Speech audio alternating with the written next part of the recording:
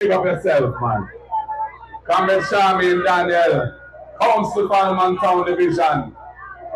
A powerful and formidable lady and a great warrior for the People's National Party. The word is love, Comrade Charmaine.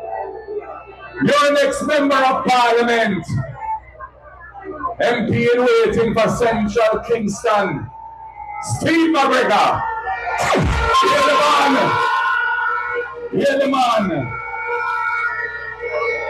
And all of the comrades and friends who are here in Central Kingston tonight at our final meeting this evening. Boy, I know look good, man. PNP with a come down, bang, come back.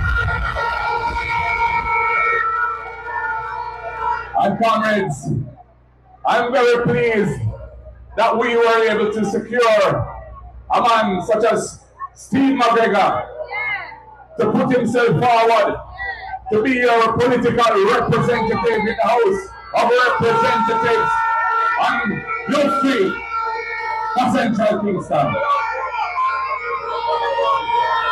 You are a man who has built a reputation of excellence for his service in the force. A man who has a national profile and is recognized for the work that he has done in service of his fellow citizens. The People's National Party has the momentum going into the final throes of this election campaign. We launched our manifesto nearly 2 weeks ago. I know the Laborites can launch their manifesto. And from the launch of our manifesto, people have been hearing more about our plans and policies and programs for when we form government. And there's something in there for everyone. For the youths, there is the Young Innovation Fund to help them get a bus when they want to step out into the world of entrepreneurism in whatever field of endeavor they may choose to pursue.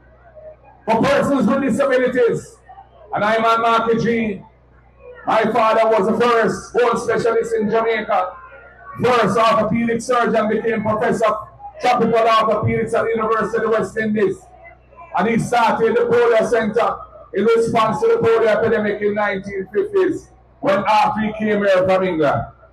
And I grew up spending many days and hours at the Mona Rehab Center, as it became known, with my colleagues, persons with disabilities. And so I have a special place in my heart for them. And the next PNP government is going to establish a National Disabilities Fund. We have great reforms planned for the National Housing Trust to restore it to its original mission as an institution of empowerment of the workers of this country to provide housing solutions for ordinary Jamaican people. Under the Labour rights, it has lost its way, building houses, $30–40 million a house, out of reach of the people that the trust is intended to serve. We are going to restore it to its mission, and we're going to make sure that it empowers the people to become owners of houses, persons who are now excluded from the housing market because they can't access a mortgage loan.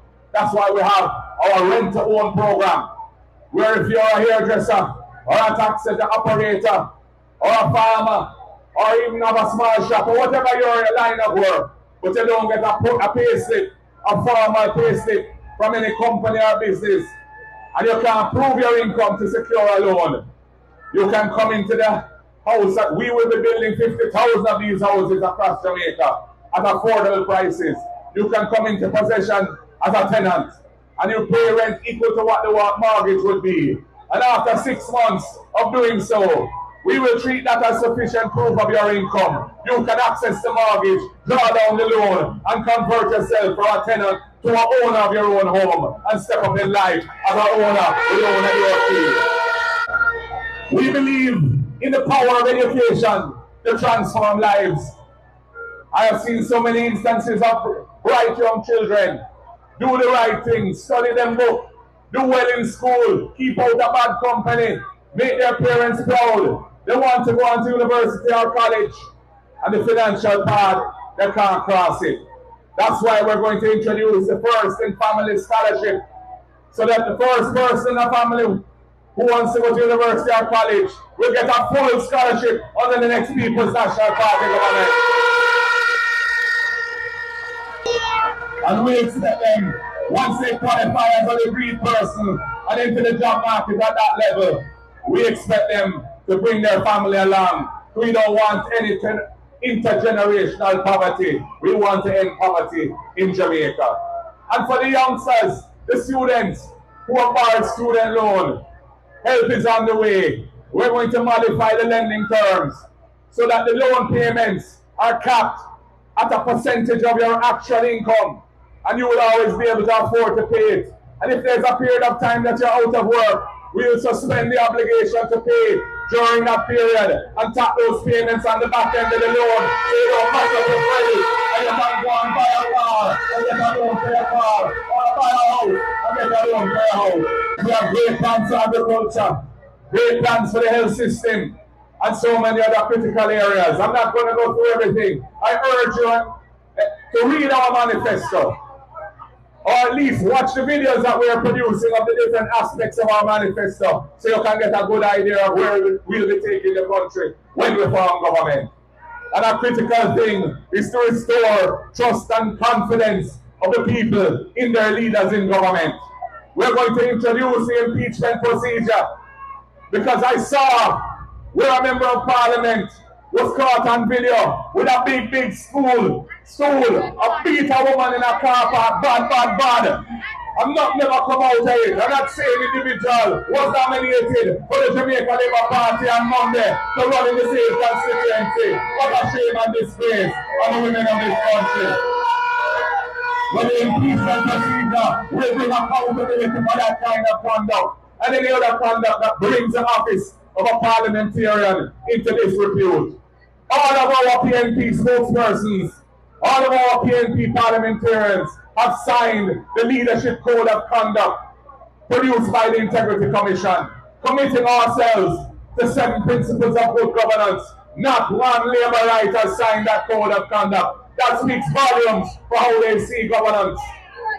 We are going to change the law under the PNP.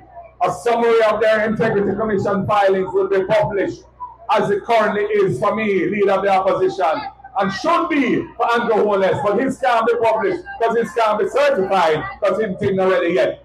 As a whole different story, but he has to carry out until it is resolved. Anyway, comrades, the momentum is with us. We published our manifesto. We had our massive meeting in Crossroads. We have another one on Sunday night in Mandeville. Everywhere I go, the next day, the Prime Minister follow back on me. Oh my God, save me. What a topic that. Anyway, no one's the case. Continue to do that. Because when it comes to September 3rd, when I post the tape, you're going to follow back on the same way. Prime Minister and government. God bless you all. The world is blessed. Power to the people. Power to the people. Government. You never seen an Johnson yet. I'm not like some fire and tears. Tell me a mother. But I want to listen. And the third time this, our comrade leader, I come through our constituency. So I tell you, sir, our comrade leader loves Central Kingston. And he said, oh, Central Kingston love him. Because appear to have strength, pictures showing up power, we are giving him Central come true. So before we start speaking out anything, I just want to say big up to my campaign team. I could not have done it by myself. And they are here with me. They don't love to call out them name, but they're here. My wife is here. All of my team is here with me. And they are the ones that are the wind beneath my wing. But listen to now, Central Kingston. Saturday, we made a march up Slipen Road. On the whole of Jamaica. Yeah. Super well to offer. Yeah. We march from North Avenue right up in the belly. Yeah. With over 500 massive. So we know them are quick at them shows.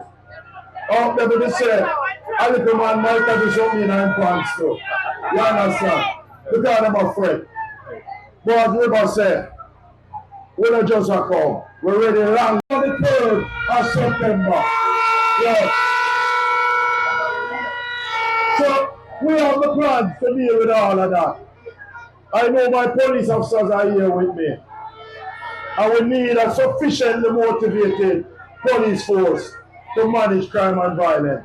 We are going to ensure that they are sufficiently motivated. Yes. We are going to allow all police officers who apply for a license firearm and their commanding officer say yes to get it right away. No issue about where they live. Because if they are walking around protecting you with a Glock and an M16 and a firearm, why they should get it? David and I say, what can go so? Yes, but we're not going to do that alone for them because we know that they need priority attention. We're going to ensure that they get a concession also because we believe in our officers.